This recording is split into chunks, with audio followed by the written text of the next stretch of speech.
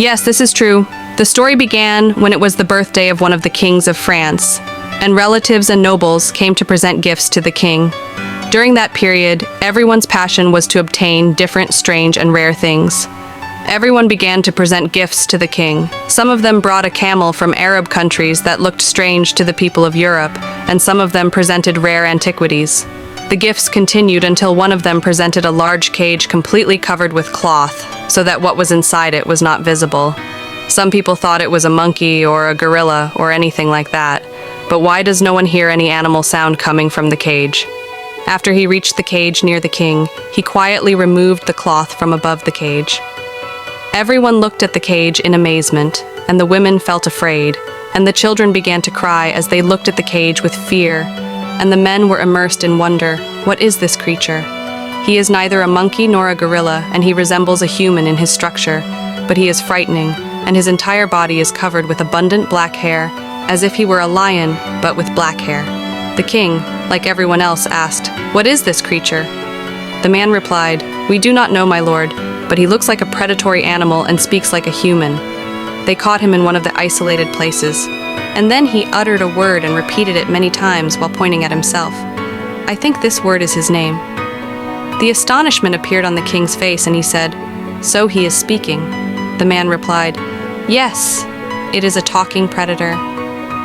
The king was very happy with the gift and ordered it to be placed with the king's collection of animals in the palace.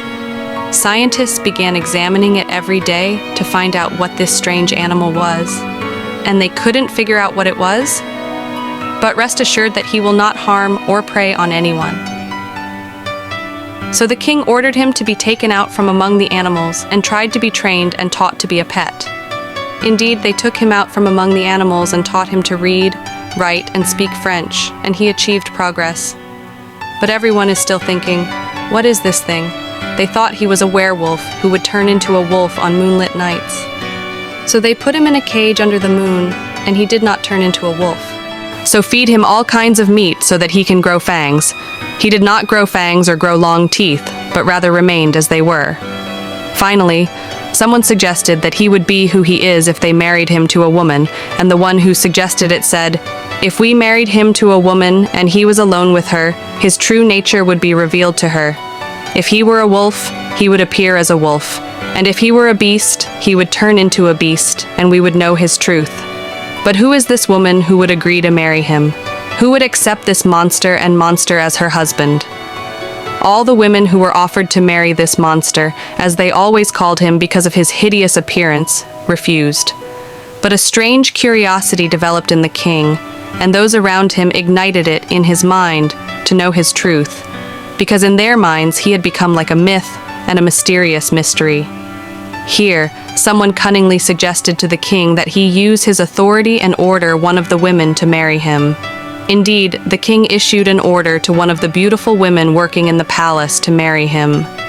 The beautiful woman who was ordered by the king to marry him was unable to disobey the king's order, and the time for the wedding had come, and the beautiful woman was terrified with fear just by thinking about him, so they prepared a room for them with openings so that they could watch her while they were alone to discover the truth. After they entered the room and the beautiful woman was terrified of fear of him, and everyone was watching while they did not know, the monster looked at her, and she was terrified of fear of him. He extended his hand until he approached her face, and tears flowed from her eyes. He left her while looking at her with pity and went to sleep amidst the anger of everyone watching and waiting to see the truth of this monster creature. They kept watching the two of them every night, and every night he did the same thing until they got bored and stopped watching them. As days go by, the beautiful wife discovers that this monster is just a human being, a cardiologist, but he has hair that covers his entire body, even his face, making him look this ugly. She falls in love with him, and they have a number of children, 4 of whom inherited their father's hair, which covers the rest of the body. Although the story of the movie had a happy ending, the truth was the opposite, as the king snatched the children from them and gave the children as gifts to his loved ones and friends, and anyone who wanted a different gift would keep them in his palace like a strange masterpiece.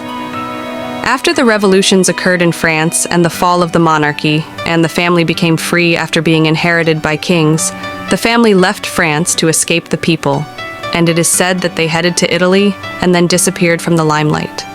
From this story, someone was inspired by the famous story of Beauty and the Beast.